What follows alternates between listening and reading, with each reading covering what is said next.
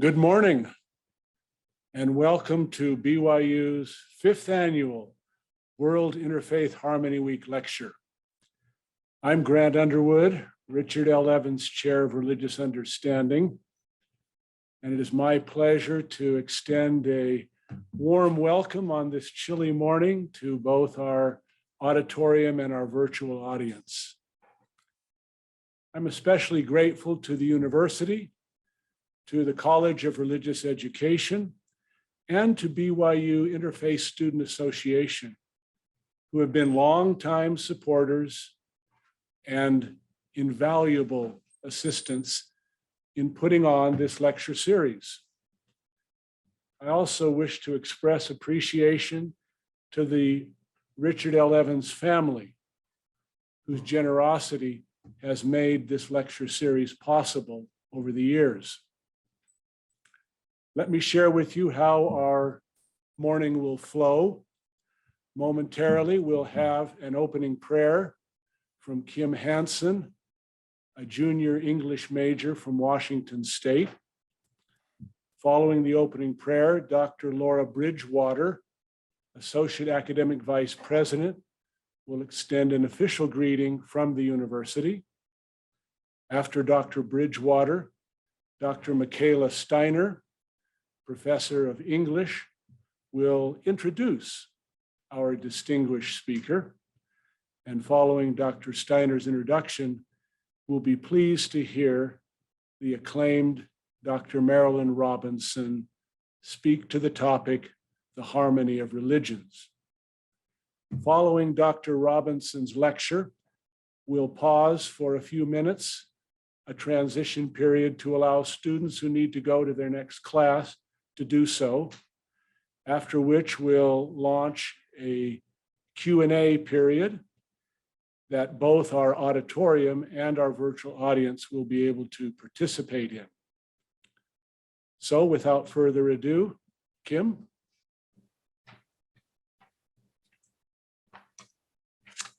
It's an honor for me to welcome you on behalf of BYU to the 5th annual World Interfaith Harmony Week lecture. I love the message in the UN General Assembly resolution that established World Interfaith Harmony Week. It expresses hope that all people of goodwill can recognize that the common values they hold far outweigh the differences they have, and thus provide a strong dosage of peace and harmony to their communities. Interfaith harmony has been a priority for the Church of Jesus Christ of Latter-day Saints since its earliest days. An ordinance in the city of Nauvoo said this: "Be it ordained by the City Council of the City of Nauvoo that the Catholics, Presbyterians, Methodists, Baptists, Latter-day Saints, Quakers, Episcopalians, Universalists, Unitarians, Mohammedans, and all other religious sects and denominations, whatever, shall have free toleration and equal privileges in this city." The ordinance also established punishments for anyone guilty of, quote, ridiculing, abusing, or otherwise depreciating another in consequence of his religion.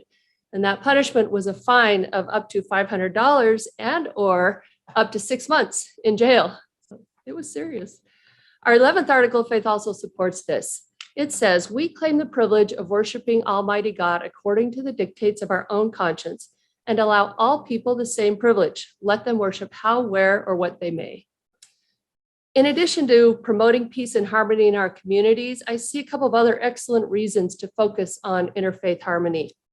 One is that religious freedom for one group promotes religious freedom for all, whereas any measure that infringes on religious freedom for one group threatens all religions. The second reason is that the amount of good that we can do as we join together is enormous. As people of faith and goodwill pool their resources and pool their efforts and their energy to serve and lift people in our communities, those in need in our own communities and around the world, we can do an enormous amount of good. We're stronger and we can reach more people as we work together. I welcome you all on behalf of BYU and appreciate your interest and your support today.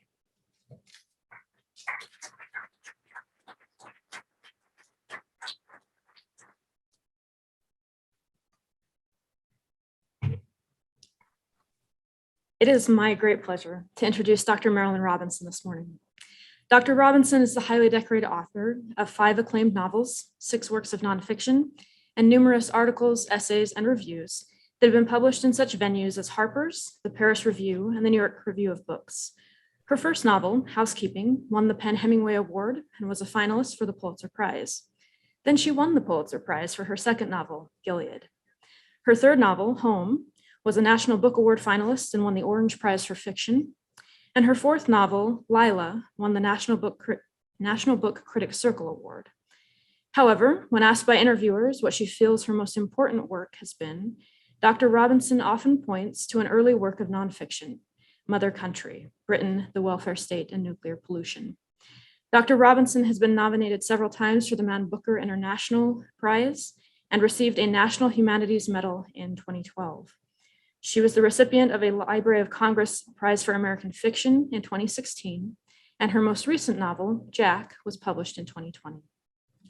An Idaho native, Dr. Robinson earned an undergraduate degree from Brown University and a PhD in English from the University of Washington. She has taught at various colleges and universities in the United States and in Europe, and has spent the majority of her teaching career at the University of Iowa Writers' Workshop, from which she retired in 2016. Having attended the final 2 lecture courses she gave at Iowa on the Old and New Testaments, I can with some authority say that Dr. Robinson is as compelling a teacher as she is a writer. Dr. Robinson is also a highly regarded and sought after speaker. She's been interviewed by the likes of Oprah, Bill Moyers, and Ezra Klein. But perhaps her most impressive interview was conducted by none other than a former president of the United States. Barack Obama is, to my knowledge, the only sitting president to have ever interviewed an American author, and Marilyn Robinson was his pick. You can find their lovely discussion published in the New York Review of Books or listen to it via SoundCloud or Apple Podcasts. Another admirer, the former Archbishop of Canterbury, Rowan Williams, describes Marilyn Robinson as one of the world's most compelling English-speaking novelists and insists that hers is a voice we urgently need to attend to in both church and society. In her Pulitzer-winning novel, Gilead, which she has described as a love letter to Iowa, Dr. Robinson's main character, Reverend John Ames, advises his young son, and by extension, the reader, to put yourself in the way of the gift. In another essay, Robinson writes, "I don't think anything is more emotionally stabilizing, more clarifying in every way than gratitude, especially in dark times. And we have more reasons for gratitude than we could ever count or even be aware of." Well, we are grateful today for the presence of Dr. Marilyn Robinson and anxious to put ourselves in the way of the gifts she has to offer. Please join me in welcoming her to BYU.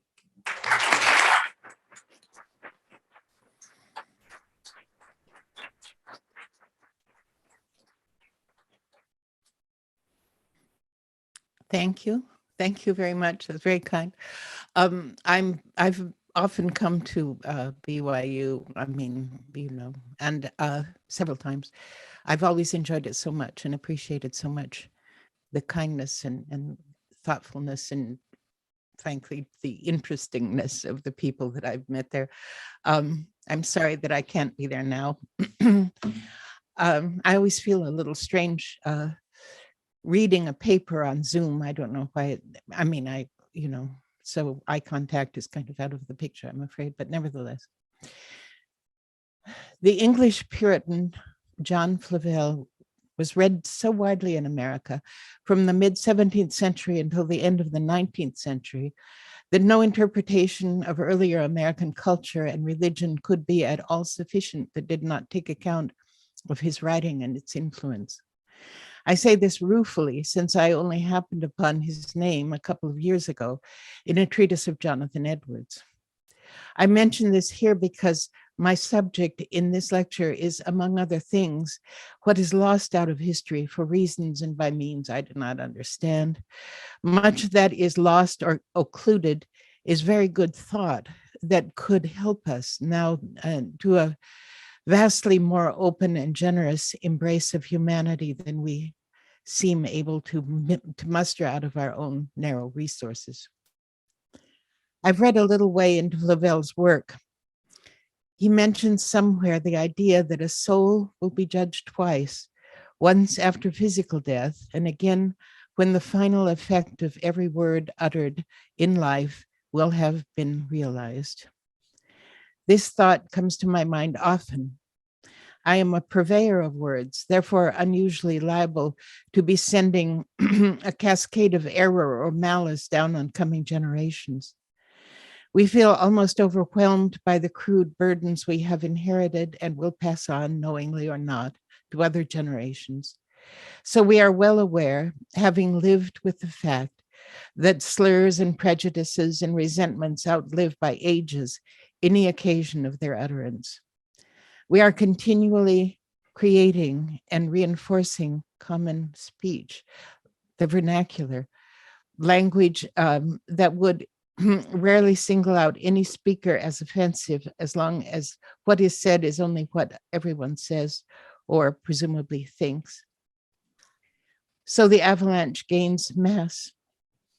The avalanche being in no small part the future we are preparing for our children. Flavel was hunted, banned, threatened with prison, and his writing, even in its long Ars Moriendi passages, is beautiful, joyful, hopeful, and forgotten. I will propose that we might also be judged for the long-term consequences of our forgetting.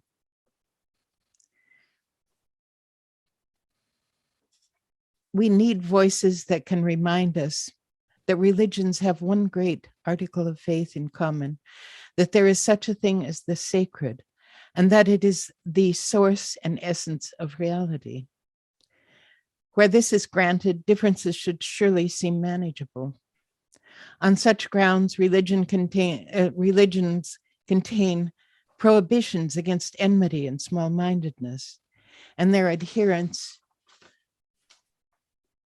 more specifically their loyalists and defenders, violate these prohibitions continuously. There is talk now of a war of civilizations. This is the kind of inflammatory language that truly threatens conflagration, perhaps the slow-burning systemic kind that will injure and shame our children and theirs. Supposedly, this challenge to everything we hold dear looms now because Islam is more present in the West than it has been for a long time, since the Ottoman Empire was a great central power in Central Europe. Austrians remember that the Grand Turk once threatened Vienna, but I seriously doubt that the average American is aware that there ever was such a thing as an Ottoman Empire or a Grand Turk. Neither has a very direct relation to our history.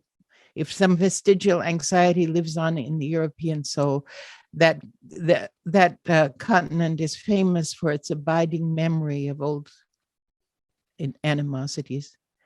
We should not import fears that are not our own by taking on bellicose language from dubious old struggles of other times and places. We in America struggle with old animosities too, but the struggle we as a people cannot get beyond was a conflict between Anglo-Protestants on one side and Anglo-Protestants on the other, otherwise known as the Union and the Confederacy, the North and the South. We have been invaded twice, both times by Anglo-Protestants, otherwise known as the English. In other words, any anxiety Americans feel about Islam as a civilization is borrowed. Europe has laid a very heavy hand on the Middle East and North Africa over centuries. Need I mention the Crusades? Those who have lived by the sword know the second part of that proverb, and some revere its source. It is normal and also disastrous for anyone to fear those they have treated as adversaries. Each side quite reasonably fear the other because both know the other side are prepared to act on fear of them. And the fear is therefore justified. The word preemptive comes to mind. The world is now old in its amassing of grievances, and we should be fearful of adding to them. This has nothing to do with the special character of the nations involved. Consider Germany and France in the 19th century. Although we forget this sort of thing, many crusades were carried out within Europe by Europeans against Europeans, from the 13th century wars of extermination against the Albigensians in southern France to the many 17th century wars against Hussite Bohemia. All repelled but the last one. These were official sanctified crusades called by that name. Freud wrote about the narcissism of minor differences, with special reference to the warring tribes of the British Isles, writing at a time when Germany was intent on decapitating itself on pretexts that were only partly religious. Compare and contrast the Red Guard period in China.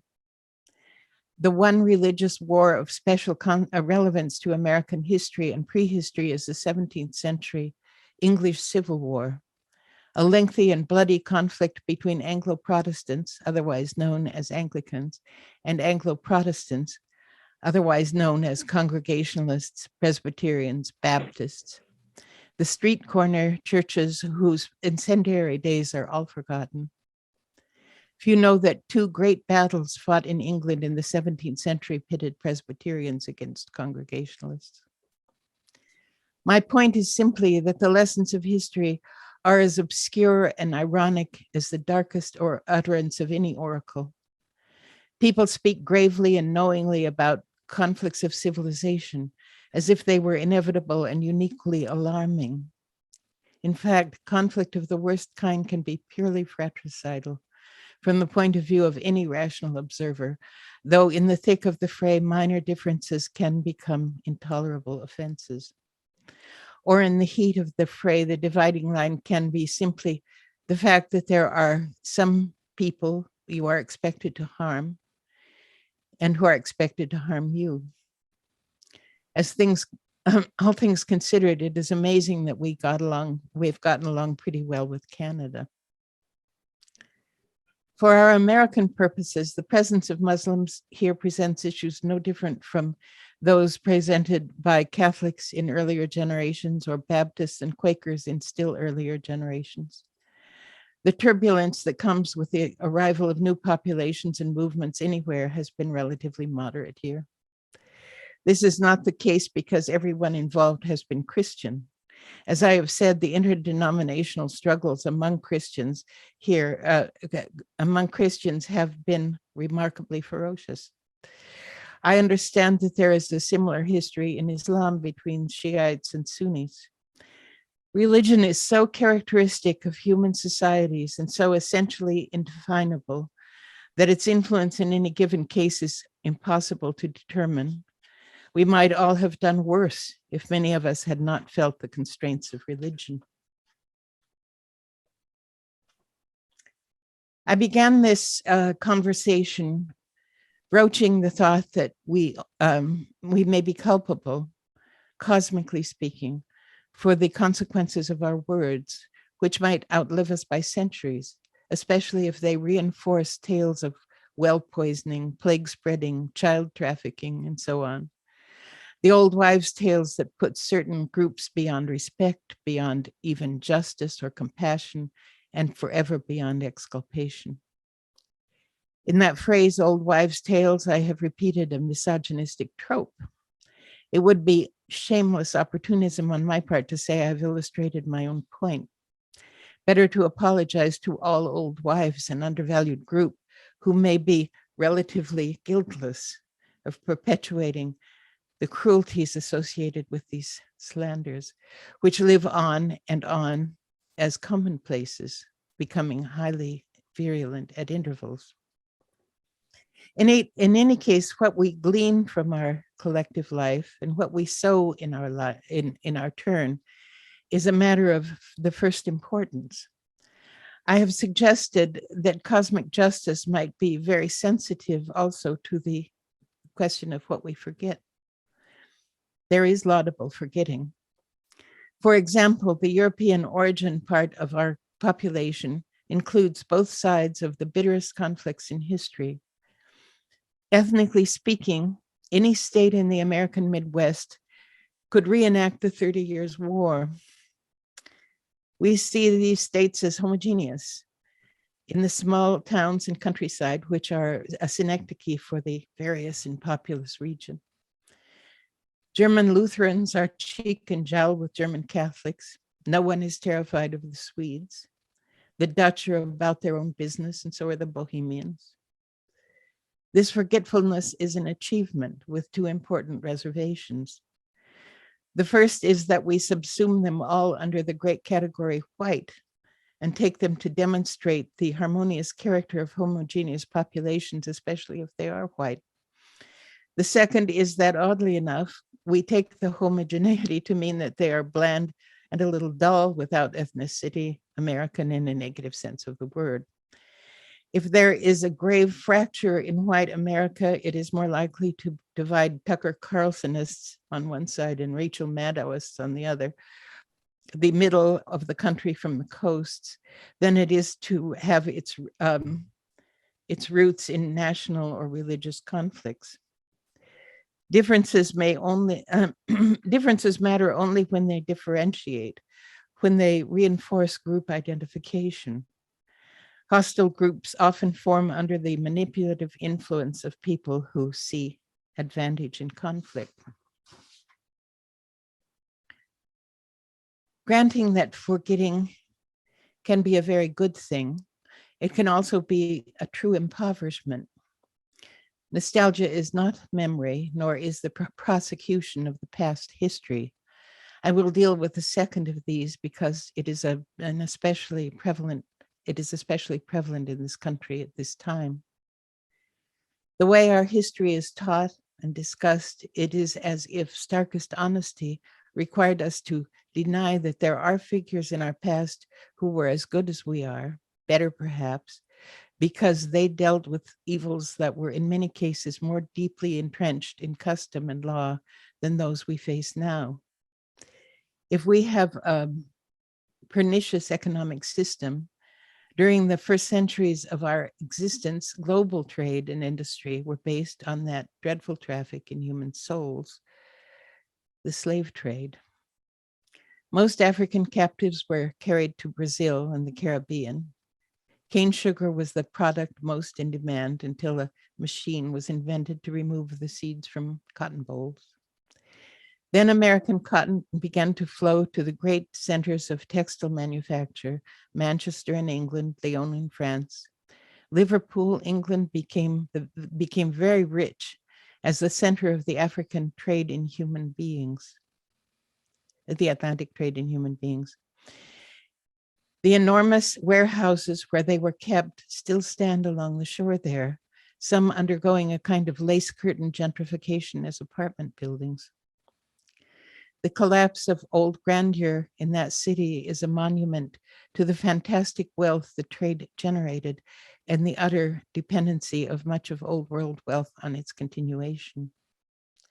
A little known fact, the Tsar of Russia sent navies to America to deter the English and French fleets from entering the Civil War on the side of the South. There is no reason to suppose that the motives of these would-be interventionists were lofty. Their economies and their status as great powers were profoundly implicated in American slavery. In any case, American abolitionists were not dealing with a local phenomenon. They were taking on a global economic system that had, for generations, enriched the great powers of Europe, while it made the South the richest region in America. Those who say the system was dying out should consult Jefferson Davis, who had great plans for it in Central America and far beyond. We tend now to say that context is whataboutism. So the fact that the abolition of slavery in America meant taking on the great economic and military powers of the world at the time tends to go unmentioned. The achievement that is obscured and the actors in it are largely forgotten. I mention the abolitionists because they were generally very broad-minded people. Many of them trained for the ministry, an education that in those days involved a thorough instruction in ancient languages, notably Hebrew and the cognate language, Arabic. Thomas Wentworth Higginson, a great abolitionist and campaigner for women's rights, wrote an essay in 1855 titled The Sympathy of Religions, in which he makes the case that religions have their most profound beliefs in common and are universally deserving of respect, concluding that, quote, the broadest religion is the best. His view is not unfamiliar, but it derives from a source of our version of it cannot claim, which is a rich knowledge of what he is talking about. He considers the brilliance of Muslim Spain and the importance of Arabic thought and learning to the Renaissance of the West. Clearly, he finds these histories beautiful, and his admiration for them is also beautiful. The latitude of his thinking does not arise from the sense that nothing really matters, but that a great many things matter a great deal, that the world in its variety is rich with the essential human intuition of an all-pervading sacredness. No doubt, because Christianity and Islam are in many ways so closely related, he knows that controversies of a polemical kind are more likely to arise where these faiths are concerned, and he has a very practical suggestion. He says, test each sect by its best or its worst as you will, by the high water mark of virtue or its low water mark of vice. But falsehood begins when you measure the ebb of any other religion against the flood tide of your own. We have no right to pluck the best fruit from one tree, the worst from another, and then say that the tree is known by its fruit. We in the West tend to judge Islam by the role Muslim countries allow to women. When Higginson wrote, women in the West could not vote, were denied higher education and admission to the professions, were not allowed to speak in public or to serve on juries, and they wore dresses that swept the floor as modesty required. So perhaps these differences were not so marked as to alarm him, good feminist though he was. Elements of these customs survived into my college years. This sort of thing made perfect sense to Christendom for a very long time and was thought to be intrinsic to it. As Higginson tells us, the difficulty of arriving at just comparisons must always be borne in mind. Another crucial difference between Higginson's time and ours is that when he wrote, Christianity as an institution was very strong in the West, revered and deeply influential in most aspects of life, sometimes to their detriment. My point here is that piety is more easily recognized and, in a sense, understood by people who have had some experience of it themselves. To others, it can seem delusional. For decades now, the West has been trending away from much of the world in the matter of religious belief. This makes us progressively cruder in our dealings with culture centered around religion, a model of society that puzzles us now, but that characterized Europe for as long as Christendom held sway, and America for a few generations after that. And it stirs deep anxieties about the identity of Europe, of the European world, over against the increasing Muslim presence in cultures that are historically of sometimes nominally Christian. This is the real conflict of civilizations we hear about. Of course, the default of Christian culture in Europe has been the work of Europeans, passively or actively. Europeans have left their great monuments of faith standing empty all these years, their images and symbols increasingly uninterpretable, therefore increasingly meaningless to the passing crowds. If their churches have alienated or disgraced themselves, this is also the work of Europeans. When the situation is cast in religious terms, Muslim over against Christian, a great asymmetry is exposed. It has happened before that the success of a civilization had long been attributed to a religion that was in the course of being rejected. Romans reported hearing their gods marching out of the capital, leaving the Roman state to disorder and her legions to defeat after defeat. As Julian the Apostate proved, faith cannot be recovered simply on the grounds that to restore it would be advantageous politically or militarily. When its customs and institutions are propped up, defended for these worldly purposes, they might for a while gain the world, but they will certainly lose their own soul. We in America have lived for a long time with the fact that different communities have different customs regarding diet, marriage, education, and so on. In effect, they have legal systems within the laws of the larger society. The Amish, Orthodox Jews, Quakers, Latter-day Saints all depart from the generality of American practice in ways consistent with collective respect for personal and religious freedom. And so do the many American Muslims, whose aversion to pork is no more alarming in principle than the same aversion among Seventh-day Adventists. Yes, the World Trade Center. Yes, Timothy McVeigh.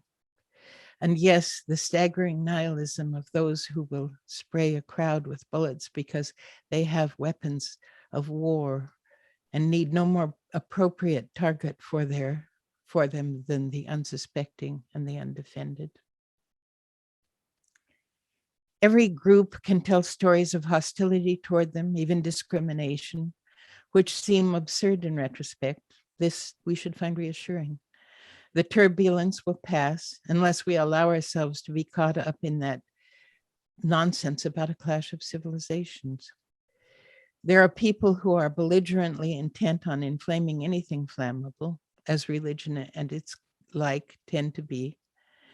If American Christianity were largely uncorrupted, I might assume that these excitations would be self-limiting, that they would burn themselves out. As things are, I cannot do more than hope that there is enough love of peace and justice among us, enough of the fear of God, enough light shining in the darkness to quell them. Quite frankly, I see very little articulate response from the churches in to these perils. The silence is loudest coming from churches that accept the association of God and guns. We may have retired the word blasphemy prematurely. Be that as it may, anyone, that is everyone, has sound actuarial reasons to worry more about these homegrown radical nihilist types, Christian or not, than about any foreign threat. If we had chosen to remember the goodly heritage on offer from generous and confident figures in our past, we would not have arrived by way of Jim Crow, McCarthyism, and the rest to this moment of bawling and brawling that calls itself patriotism.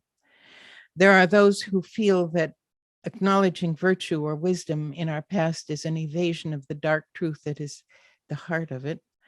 And there are those who derive no emotional satisfaction from temperance, learnedness, or foresight, or magnanimity, and prefer to see America from the outset as a war of each against all. In this second camp are the moralistic detractors who think they are, of course, better than the brutish norm and would certainly rise above it if there were any point. Better possibilities are caught in the crossfire insofar as they appear through the fog of historical consciousness. Still, it is possible to find in our history evidence of an unforced, courteous reasonableness in response to Islam and other religions, which we might well emulate. Hugh Peters was an English Puritan who preached in Salem, Massachusetts for 6 years, then returned to England, where he served as chaplain to Oliver Cromwell. In 1655, he published a pamphlet proposing reforms that might be carried out by the Revolutionary Parliament. Many of these reforms are liberal by any standard, radical by some. Doctors and lawyers should be paid by the state to eliminate inequalities based on wealth in access to their services. Artists should not be taxed because they earn little and contribute much. The government Peters envisions seems to be basically an elected judiciary.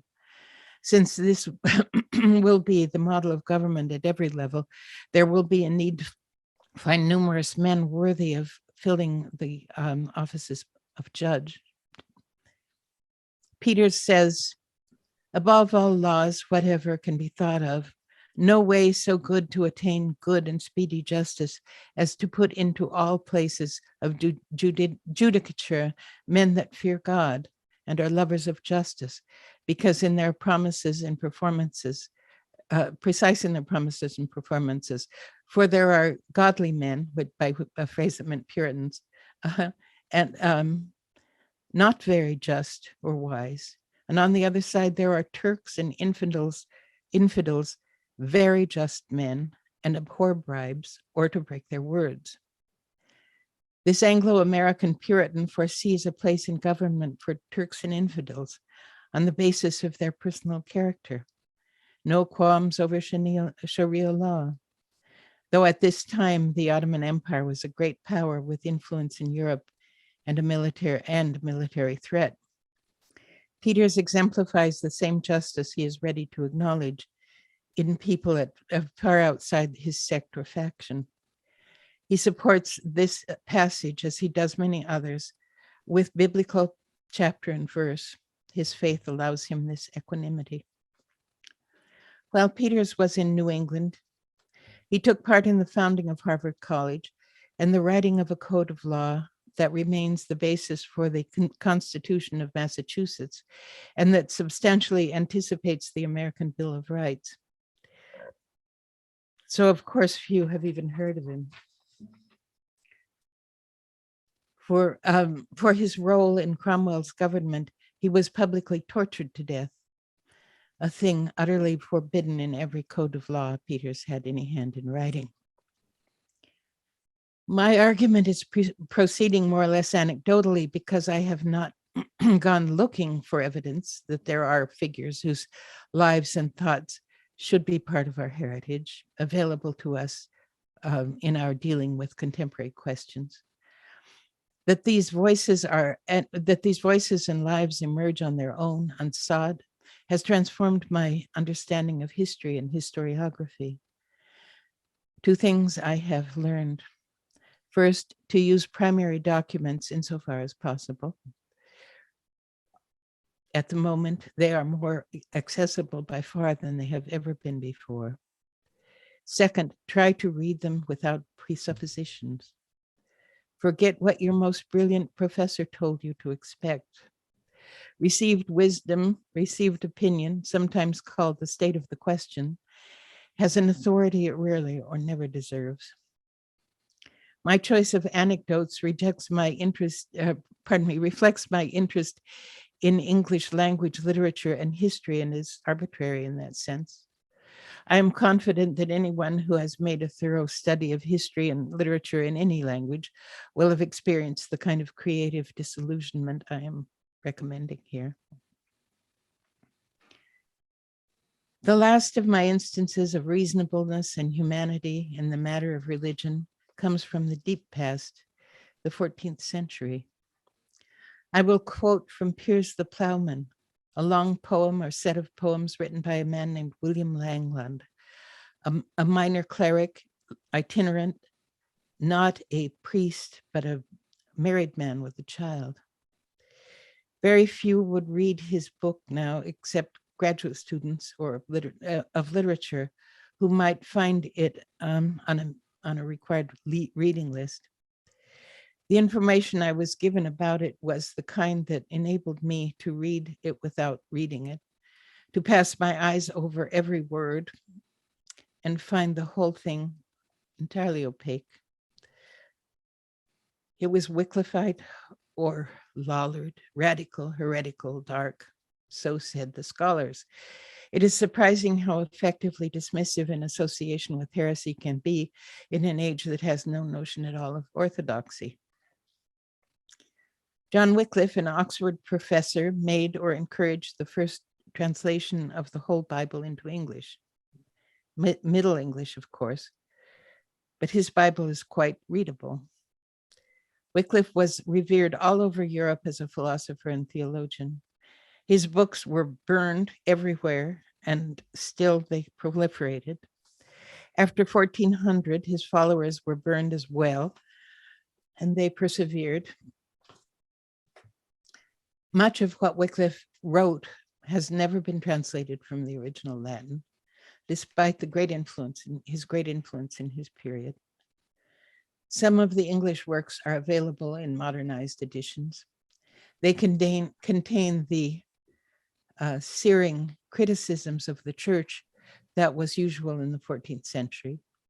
But it is for his attention to the lowest classes that Wycliffe is vilified. And indeed, he shows furious compassion for the exploitation and suffering of the poor. The plowman is the archetypical poor laborer who makes the land able to bear crops that feed the whole people. For Langland, he is the Christian in the world, or Christ himself. Like Hugh Peters' reforms, this view of things is still radical. Here's the plowman, is composed of exchanges between a dreamer and a series of allegorical figures. Granting that this method can distance the writer from the voices in the text, here the powerful figure of Piers over against the many objects of satire makes clear that Langland is expressing his own vision. Profound questions arise, some of them involving Jews and Saracens. And Jews had been expelled from England in 1290, not to return legally at least, until negotiations for their return were begun by Oliver Cromwell in the later 17th century. Saracens, that is Muslims, had engrossed England and Europe for centuries, resisting the attempts of crusaders to claim the Holy Land, then greatly expanding in the interior of Europe, in part by force of arms.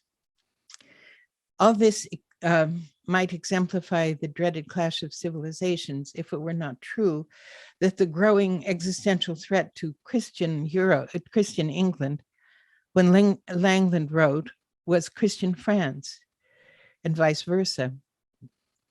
In Langland's time, the 100 Years' War was underway. That terrible war of mutual attrition, actually rationalized in terms of shared ancestry and intermarriage between the royal houses, in fact, illustrates Freud's theory about the incendiary potential of minor differences. At that time, the English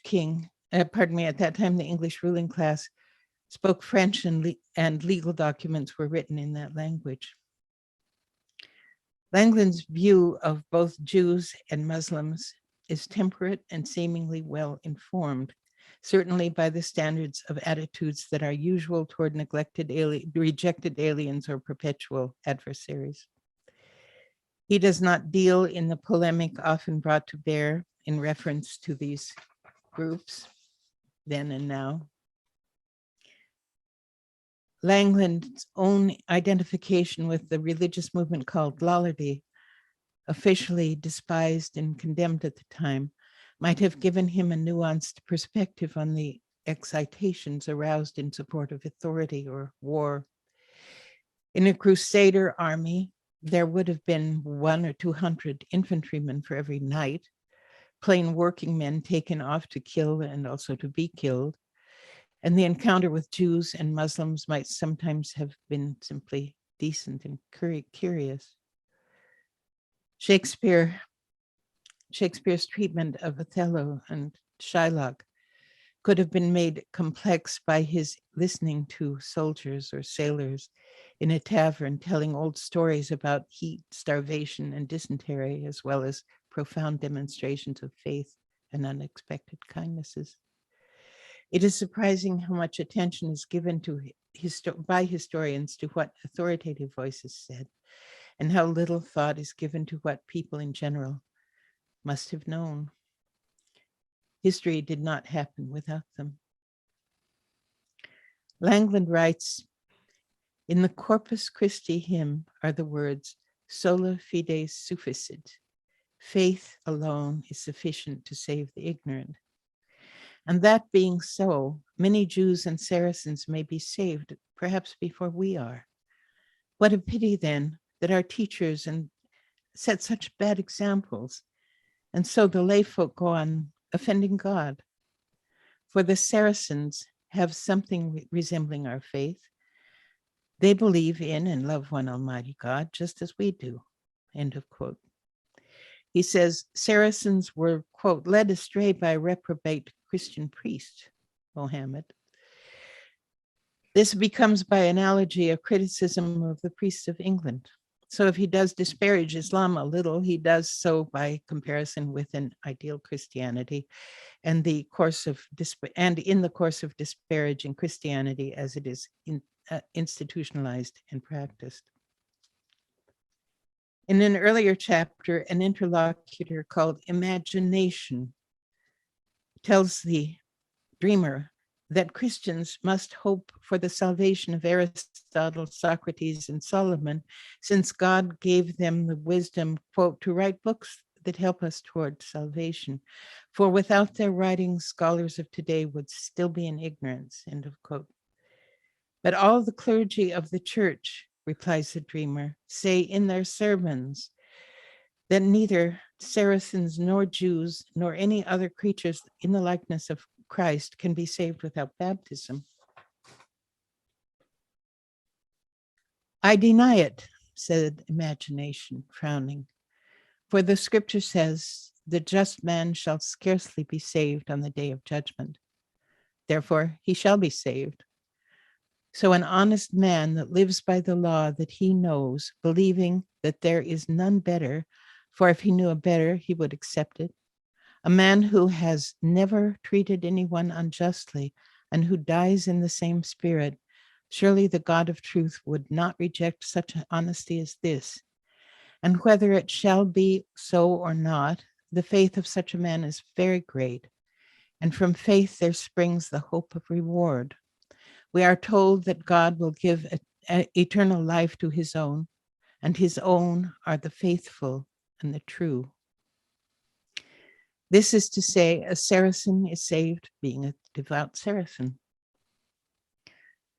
While historically Christendom has taken a harsh view of Islam, which has rationalized enormities, we see here Christianity acknowledging that creatures in the likeness of Christ, in his phrase, may be precious to God, absent Christian faith. Langland says about Jews, the Jews possess a true law, which God himself engraved on stone so that it should be steadfast and last forever. Love God and your neighbor is the perfect law of the Jews. And God gave it to Moses to teach to men until the Messiah came. So to this day, the Jews follow that law and believe it to be the best, end of quote. Then he slides into the conventional interpretation of the role of Jews in the crucifixion. But he characterizes their law in the words of Christ. And elsewhere he says that murderers destroy that, this is quote, destroy that which belongs to the Holy Ghost, life and love and the flame of man's body. If anyone murders a good man, he destroys the light that our Lord loves most dearly. To the extent that the wars in the Holy Land or in Central Europe really were wars of religion, they exposed all sides to the certainty of destroying honest men. On the grounds of God's investment in human lives, a fair appraisal of any potentially lethal conflict should act as a deterrent. The Wycliffite heresy with which Piers the Plowman is associated anticipates the Reformation in so many respects that it is not surprising to find similarities in the thinking of Higginson, Peters, and Langland. There is a tradition of theologically grounded tolerance. Higginson's sympathy is a better word. That is part of a movement long suppressed by intolerance and very largely forgotten now, except as a heresy about which few inquire farther. History and culture give us better options in encountering issues of enormous gravity if we look for wisdom and humanity in other generations. It should not surprise anyone that the best thinking is often to be found on the losing side. Langland wrote in the years immediately before the De Heretico Combrendo, the burning of the Lollards. Peters was half hanged and dismembered and burned. Higginson lived to see his work overtaken by Jim Crow. We defeat the magnanimous minority all over again, and ourselves as well, if we impoverish their and our descendants as we participate, however passively, in the erasure of good thought. The apostle says, whatever is true, whatever is honorable, whatever is just, whatever is pure, whatever is lovely, whatever is gracious, if there is any excellence, if there is anything worthy of praise, think about these things. Paul was in prison when he wrote this, a vulnerable man in a pagan world, but he knew, as we ought to know, that the true, the honorable, and the just, the pure, and the lovely were to be found in that world, and that the mind is enriched, perhaps sanctified, by granting them their excellence and worth, as the early Christians granted it in their embrace of Aristotle and Socrates, Cicero, and so many of the great pagans. These things are also to be found among our enemies, real, circumstantial, or imagined. And we would be better for thinking about these as well. To know the best of those presented to us as adversaries should also free us to know and emulate the best of our own cultural ancestors, the magnanimity of which they could be capable. Our collective ancestry is so very broad that we have a literal world to draw on. To love whatever, the vast category of the lovely and the excellent, to which the apostle calls our attention, is what we have traditionally and appropriately called the study of the humanities. After many centuries of holding a central place in Western education, this kind of study has come under very successful attack, which is opportunistic, simultaneous with an increasing indifference toward them. The humane imagination is fading out of our civilization along with piety in every form. There is much simulated piety, which can be identified by the absence from it of humility, gentleness, and awe, by the wall of certitudes that protect, isolate, and imprison it. How to recognize and recover a truer faith, one that actually feels like a gift of grace that enables grace. First, in the acknowledgement that every creature in the likeness of Christ, Christian or not, is presumably precious to God. Secondly, in recovering the sense that history is the turbulent pilgrimage of sacred humankind, and that if we attend to it carefully, we may hear voices speaking from that whirlwind. Thank you.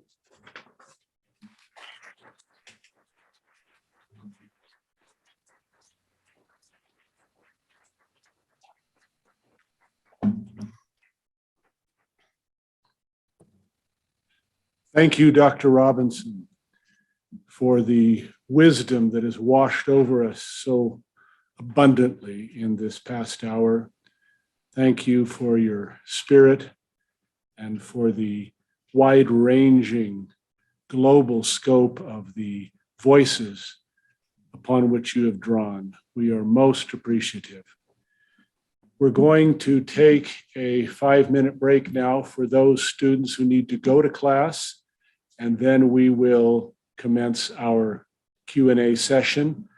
Those students in the auditorium or those who are remaining in the auditorium who wish to form a queue on the east side here by the podium, we'll take what questions we can, and I will feather in a few from our virtual audience.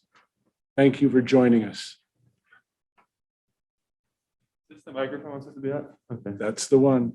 So this is a question about housekeeping. So I recently reread it, and one of my questions is, Ruth has like a pretty profound and developed religious sensibility, but without being overtly religious in the novel, at least like institutionally. So I'm wondering, in the logic of the book, where her religiosity comes from, or what's the source of her religious sensibility? Yes. I don't think I don't think that religion, if it's authentic, is necessarily based in personal history or experience. I think that there are people who have an aptitude for thinking religiously, and by the grace of God, or as they appear at random in a population. And, I mean, the whole prophetic tradition of the Bible, very largely, I am not a prophet or a prophet's son, I think that there is a kind of aesthetic vision that is very closely allied to a theological consciousness. I know, I think that maybe we don't have enough respect for the mystery of human individuality, the fact that people think the way they think. I mean, in my, I myself was not very much brought up institutionally within Christianity. And from the minute that I realized that there was such a thing as theology, I began thinking in its terms, this is just, I mean, I would, if I had to make something in Ruth's experience that led her to thinking in theological terms, I would be doing something that was not especially honest from the point of view of my own experience. It's I mean, as I understand people, as I have encountered them, some people just have minds that are attuned to other things than daily life, or what is practical or marketable, or what they've been instructed in.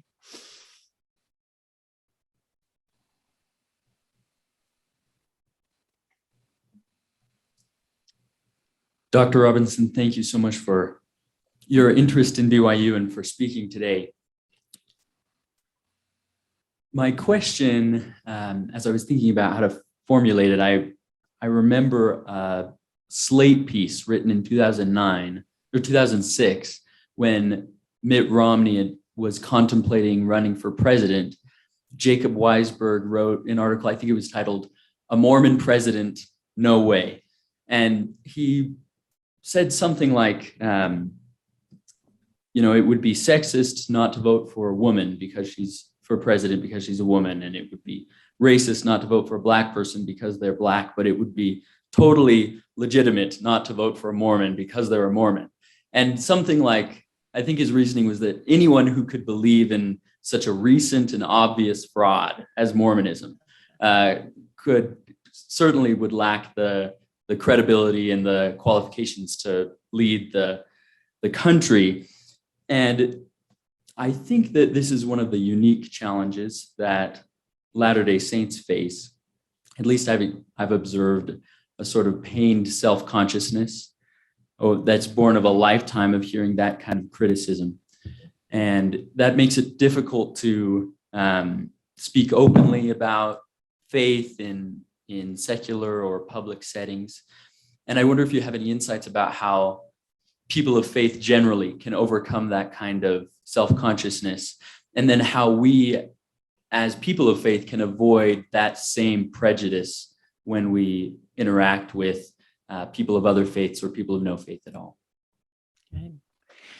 Well, that sounds like a very eccentric article that you are alluding to there, I think you can simply say that Mormons have occupied so many positions of authority in this country. The fact that they are basically trusted by people at large, being governor of Massachusetts or governor of Michigan or whatever. I think that, he simply is not dealing with reality. I think that, people have positive associations with LDS, people like competence and self-discipline and sobriety and so on. That I would not take that article very much to heart. On the other hand, this is a difficult time to talk about religion, and that, of course, is something that I've experienced many times in many forms. And what I was, what I said in this lecture, that people who have never experienced piety don't understand it when they see it.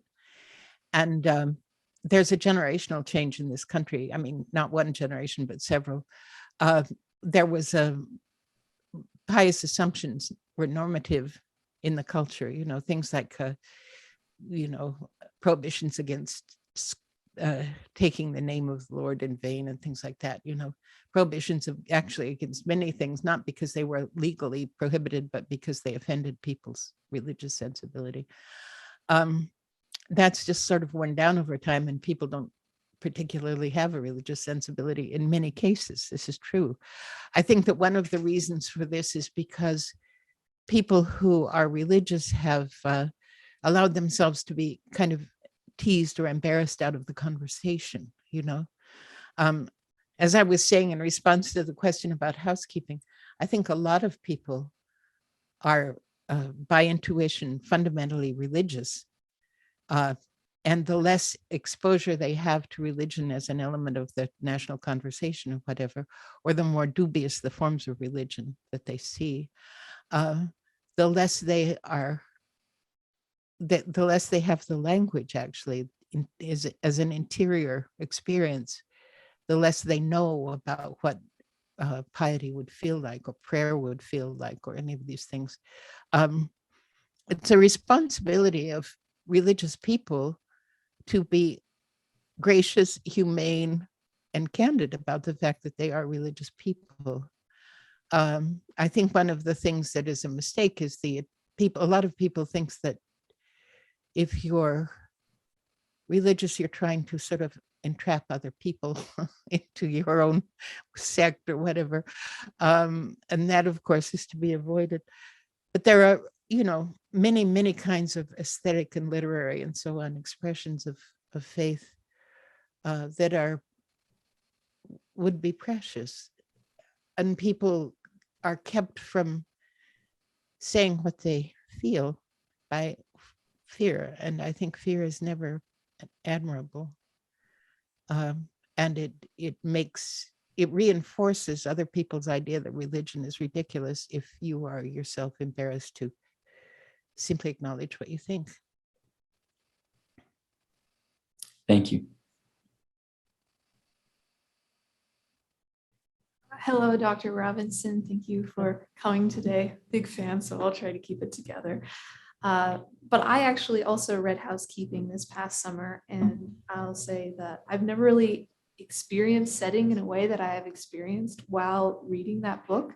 And I'm currently in the middle of Gilead, and I've noticed that the tone and the setting are also very different. They're both very alive in their own individual ways, but it's like the writing has completely transformed. And I was wondering, how do you approach the idea of setting both as like a character and something that adds to the tone of the overall story? I think it's because I grew up in Northern Idaho, that I'm very aware of environment. I'm very aware that, that people's lives, towns' lives are shaped around who settled here and why, and these kinds of questions, and the sort of huge loveliness of these places, these forests and so on that continue while little human populations sort of invade tentatively, I think again, I think that I think that most people have a deeper life than they have the means to acknowledge to themselves. And one of the depths of the mind is the fact that you look at the part of the earth that you are standing on, and it does have meaning for you. And it might be beautiful, it might be savaged, and uh, but you are not indifferent to it. Finally, maybe you just file it away without reflection, but it's there. When I was writing housekeeping, I was living in France, and I was in a room where I'd closed the shutters and remembering Idaho, which I thought was pretty amazing. I mean, I thought, I'm the only person in the universe who is living in France and remembering Idaho. But that, I mean, every once in a while you want to be able to say one thing about your uniqueness, right? But in any case, I couldn't believe how much I remembered. It was amazing to me how much I remembered. All this vegetation, and smells and everything, And it was like the first time that I'd ever gotten in touch with myself as I actually experienced the world. And I think that experience has always made me feel how other people, any person, is actually living much more deeply into an environment than he or she would normally be aware of. Thank you.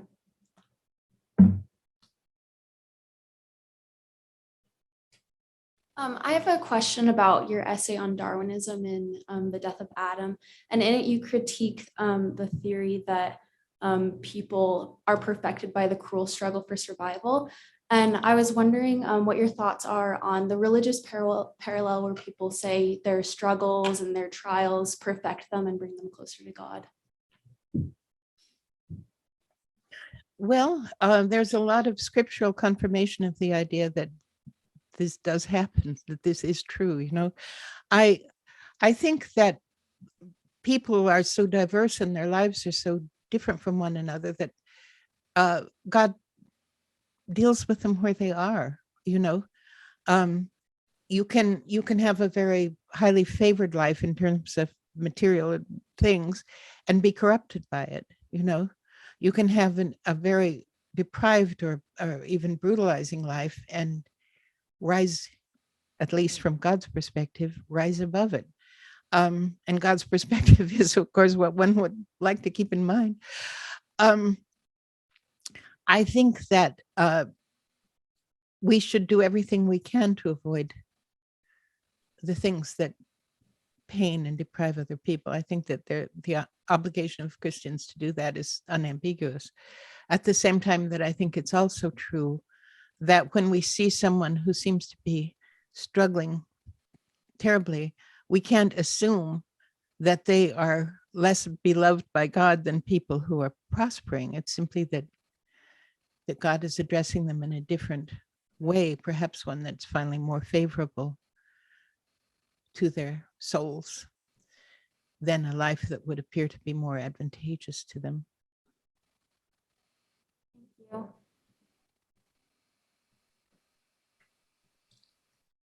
Hello. I hope this comes off as a good question, but you spoke about how American Christians seem to get along a lot better than historically Europe, even our ancestors in Europe have.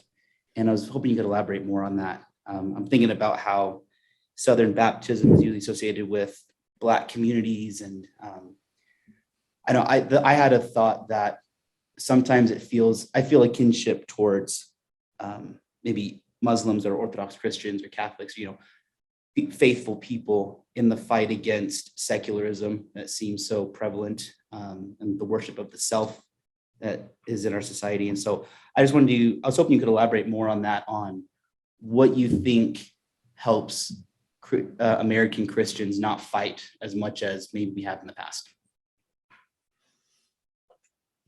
Well, I think that maybe a lot of people have come to this country from the direct experience of having been dealing with intolerance directed at them. I mean, this really does go back. The Congregationalists that settled in Massachusetts had ancestors, I mean, recent near ancestors who had been burned at the stake and so on. You know, it wasn't a minor thing to be persecuted under, you know, Elizabeth and James and so on. You know, they were in a strange situation that a lot of our religious minorities have been in, where on the one hand, they're trying to preserve a religious culture. On the other hand, they are interwoven into the politics of culture that is religiously oriented in different ways, you know. I mean, that's just an old situation that we've all experienced in one form or another. But I think that we told ourselves that, you know, that tolerance was important, and that, you know, the refusal to establish a church and so on signifies that all churches are legitimate, are all, you know, to be respected and preserved to the extent that it's up to society to do that. You know, I think that we were conscious because we came out of, you know, the 30 Years' War, the English Revolution, all kinds of religiously justified, or in, you know, wars that were claimed as religious wars. Who knows what they are? Because we came from that, we saw very vividly how harsh borders between religious groups can lead to violence and, you know, loss of any conception of freedom and so on. And we were fortunate in the fact that it was understood. Right. So the founding of the country being so tied to people who were seeking their own religious freedom, I think, plays a big part in that. Yeah. Yes, indeed. And also, you know, just, I mean, I think a lot of actually religious people are very uncomfortable with the idea of religious conflict because it seems unreligious, you know. I think, I mean, you know, if you think of the contending groups that have come here, you know, the Catholics to Maryland, and, you know, and Congregationalists to Massachusetts, and the Anglicans to Virginia and so on, we all had a history of struggle, terrible struggle among us, and just didn't want to do that. I think that was, you know what I mean? Wanted to put the weapons down, you know. Maryland itself had you know, very early laws of tolerance that actually penalized ridiculing people for their religion and so on. You know, lucky us. Right. Thank you. Mm-hmm. I'm going to fold in a couple of questions, attempt to do so here from the audience. Several are a bit related, so let me try to pull them together. One asks, how does one or people in general remain gracious in the face of blatant attack, both ideological and physical? And a related question was, how do you deal with, what's the best procedure for dealing with religious beliefs that are expressed in hateful ways, or that come out that generate a hateful response toward other religious groups? And then finally, maybe in relation to that, is there a role that religious institutions can play in resolving some of these difficulties? Well, you know, I mean, if Christianity is, or any subgroup of Christianity is encountering, you know, hostility, the first thing to do is to see whether we have given grounds for hostility. And the second thing to do, of course, is to accept the fact that this is a traditional Christian posture. You know, if you St. Paul would have known all about it, you know. You are given difficulties, and the idea is not to be warped by them, not to return evil for evil, but always to try to seek the good, you know. You have to to believe in God, I think, to say, this might not work at all. It might not take hold for a century or 2 centuries, that we're actually trying to exemplify the meaning of the faith.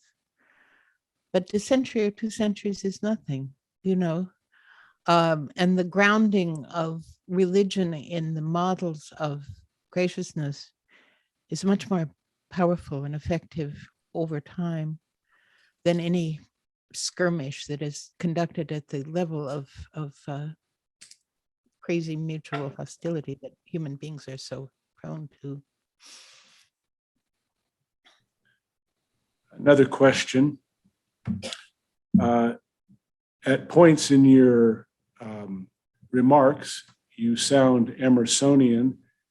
How far along the path do you travel with Emerson along the ideas of his expression of self-reliance and intuition? How much of an Emersonian are you, and where do you diverge? I'm quite Emersonian, and I'm in many ways, I have a great respect, and I think it's consistent with actually Puritan tradition, the kind of revelatory character of human experience, and the idea of the primacy of conscience, which is very important. The idea that the sacred actually lives among you, or lives within you in the sense that you have the possibility of actually understanding what is good and what is true, and so on. I'm a Trinitarian. I don't incline toward any sort of overshadowing of Christ as a presence in all this. And I like the ideas that they have of wideness, breadth. I think also they have a beautiful aesthetic of experience. But I think I tell myself I'm Orthodox, and I don't know exactly how I would define that word, but it definitely does not exclude Trinitarianism. Let's shift back to the auditorium. So in your essay, Wilderness, you have a line that says, "My bond with my native landscape was an unnameable yearning, to be at home in it, to be chastened and acceptable, to be present in it, as if I were not present at all." And I think that's just so beautiful. And I definitely aspire to that. Like I would love to feel that way in nature. And I was wondering if you feel like you've come to peace with that yearning that you feel, and any like advice or anything that has to do with that. One of the privileges of having grown up in the West is that feeling, I think, that, stepping out into the woods, that feeling that you have of other life around you, I think, in the way that I can't really, I described it in that sentence. I don't think I can elaborate from that point, but I haven't come to terms with that. I have not. At a certain point, I just resigned myself to the fact that I am a writer, and a teacher. And this requires a great deal of sitting by myself in a quiet room, thinking thoughts, and while the great world goes on its life without me. I'm glad that I have the memory. I'm glad I had the experience when I was young. That's about all I can say. I love landscapes. Recently my son drove me across the country from New York to through the southern route, Texas, and so on. Just to, because I told him I wanted to look at it. And it was beautiful, magnificent. And I could imagine myself in sort of the most interesting places, but I don't know. It all passes by. Pretty soon I'm back in my study again.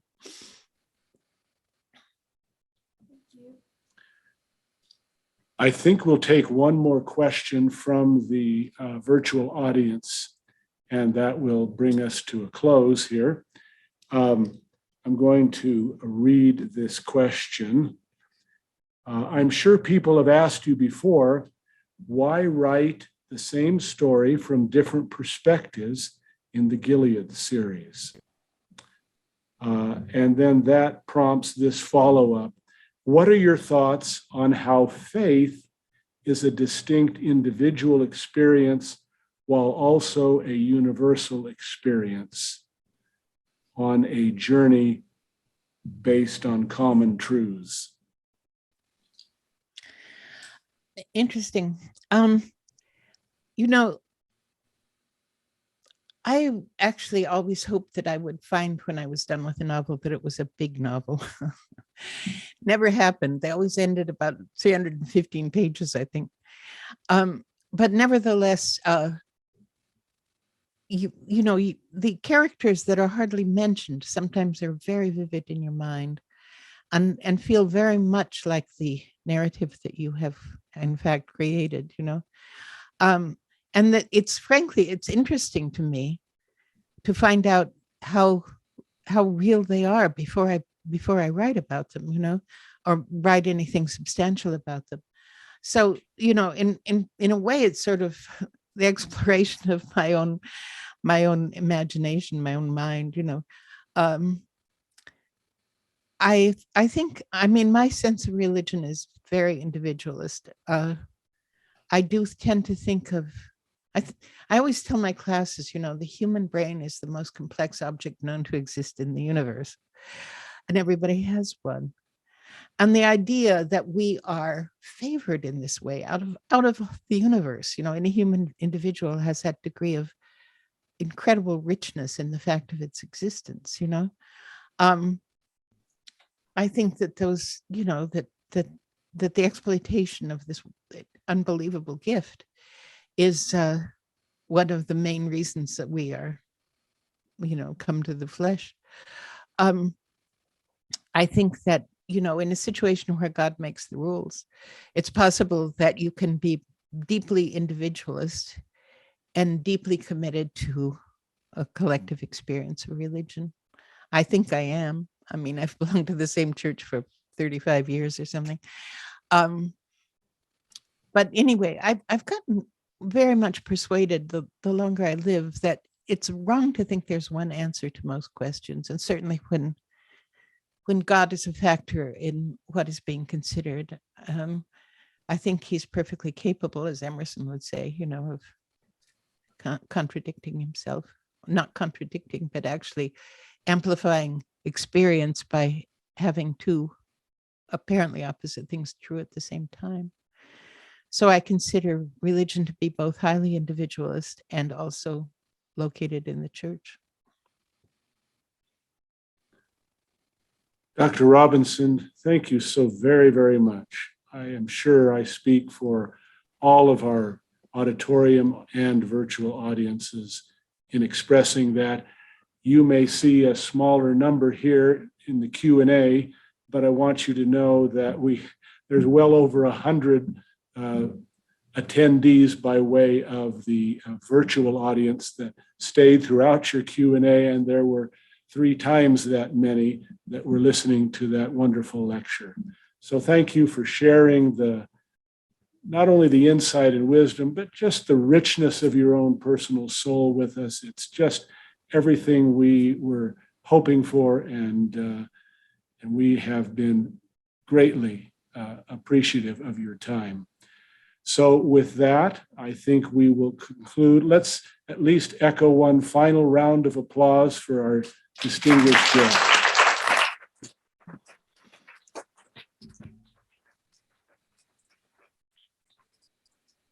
Thank you again, and we'll tune off now, and I will see you tomorrow in a different venue. Thank you. Bye-bye.